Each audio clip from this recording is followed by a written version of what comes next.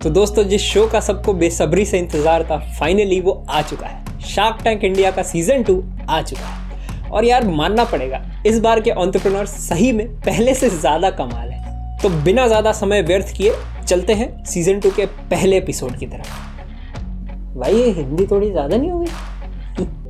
तो यार देखो, सीजन 2 की शुरुआत हुई झाजी आचार के साथ। हाँ, वही झाजी आचार जिसे लेकर उमा जी और कल्पना जी सीजन 1 में आई थी, लेकिन उन्हें फंडिंग नहीं मिल पाई थी। अब सच बोलूं तो मुझे भी थोड़ा बुरा तो लगा ही था, क्योंकि यार यही तो रियल इंडिया है। किसने सोचा था कि एक ननद और भाभी गांव में बैठकर ऑनलाइन अचार की कंपनी चालू कर देंगे और महीने की 5 लाख रुपए की सेल करेंगे और उसके बाद शार्क टैंक पे आके फंडिंग मांगेंगे। लाइक इट्स रियली इंस्पिरेशनल है। और इवन बिजनेस वाइज भी देखें तो आइडिया इतना बुरा नहीं है, बल्कि आइडिया अच्छा ही है। मानता हूँ कि मार्केट में पहले से कुछ बड़े ब्रांड्स अचार बेच रहे हैं, लेकिन मार्केट में पोटेंशियल बहुत ज्यादा है और शायद यही चीज हमारे शार्क्स को बाद में समझ में आई। तो उन्होंने अपनी गलती सुधारते हुए उमा जी और कल्पना जी के घर जाकर उन्हें 85 लाख रुपए का चेक दिया, जो कि उनकी ओरिजिनल आस्क 50 लाख रुपए से ज्यादा का था, और वो भी दुगनी वैल्यूएशन पे।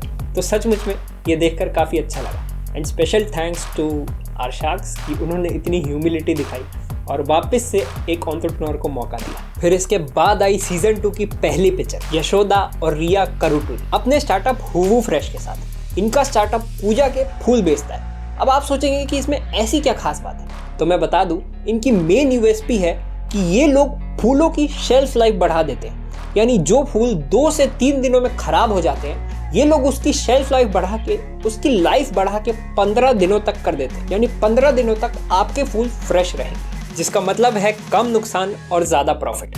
अब इनके मुताबिक ये लोग ऑलरेडी 8 सिटीज में मौजूद हैं और ये लोग ऑनलाइन चैनल्स यानी क्विक कॉमर्स प्लेटफॉर्म जैसे कि ज़ेप्टो, ब्लिंकिट, बिग बास्केट के जरिए 20 लाख से ज्यादा कस्टमर्स को फूल बेच चुके हैं। और शार्क टैंक में इनकी आस्क थी 80 लाख रुपए अपनी कंपनी के 1% के लिए। अब अगर आप इनकी वैल्यूएशन सुन के हिल गए तो रुक जाइए, क्योंकि अभी सेल्स के नंबर आना बाकी है।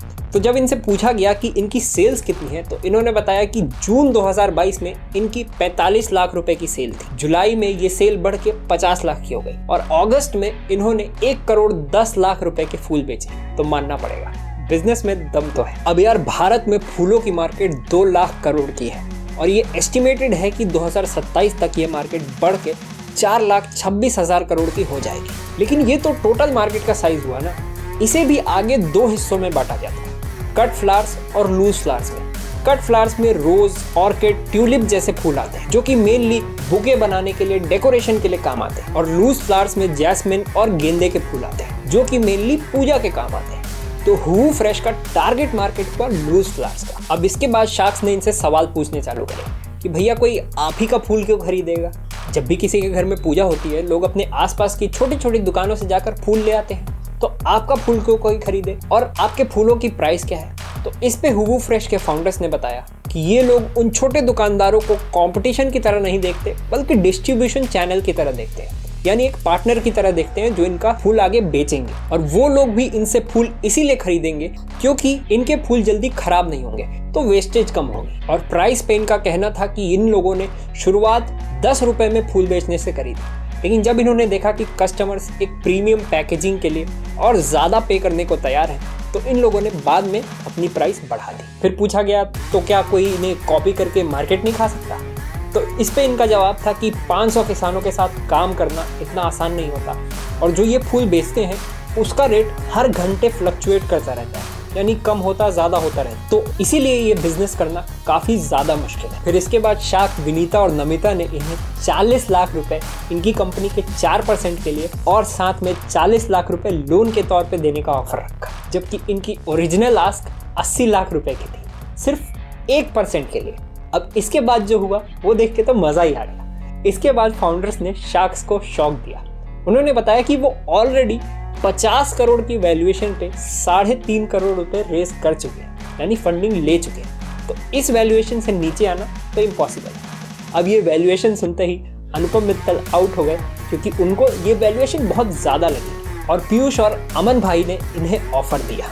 उन्होंने इन्हें उसी 50 करोड़ की वैल्यूएशन पे 1 करोड़ रुपए देने का वादा किया और बदले में 2% की इक्विटी मांगी। अब ये देख के अचानक से शार्क, नमिता और विनीता ने अपना ऑफर बदल दिया उन्होंने वैल्यूएशन 10 करोड़ से सीधा बढ़ा के 50 करोड़ के और इनको 50 लाख रुपए 1% इक्विटी के साथ साथ 30 लाख रुपए डेट देने का ऑफर रखा। पर दोस्तों फाइनली फाउंडर्स ने अमन भाई और पीयूष भाई के साथ ही डील क्लोज करी और फंडिंग ले ली।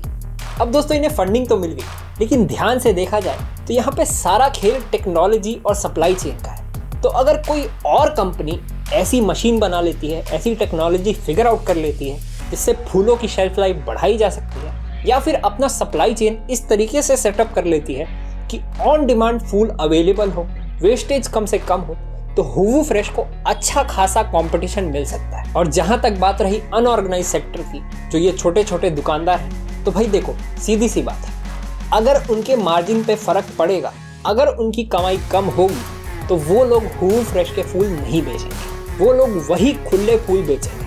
तो हूवु फ्रेश को 500 किसानों के साथ साथ इन सभी छोटे छोटे दुकानदारों को भी खुश रखना उतना ही ज्यादा जरूरी होगा, जो करना काफी ज्यादा मुश्किल है। पर हाँ, ये बात मैं मानता हूँ कि B2B में मंदिरों में फूल सप्लाई करके, शादियों में फूल सप्लाई करके ये अच्छा खासा पैसा कमा सकते हैं। तो overall it was a good deal. अब दोस्तों इस सारी इन्फॉर्मेशन का सोर्स मैंने डिस्क्रिप्शन में दिया है, जिसे पढ़ के आप आराम से इस इंडस्ट्री के बारे में, इस बिजनेस के बारे में और ज़्यादा जान सकते हैं। और अगर आप चाहते हैं कि मैं शार्क टैंक में आए किसी और स्टार्टअप के ऊपर वीडियो बनाऊं, किसी और बिजनेस को एनालाइज करूं, तो वो भी कमेंट्स में बताइए। और इस वीडियो को लाइक करके चैनल को सब्सक्राइब करना मत भूलिएगा।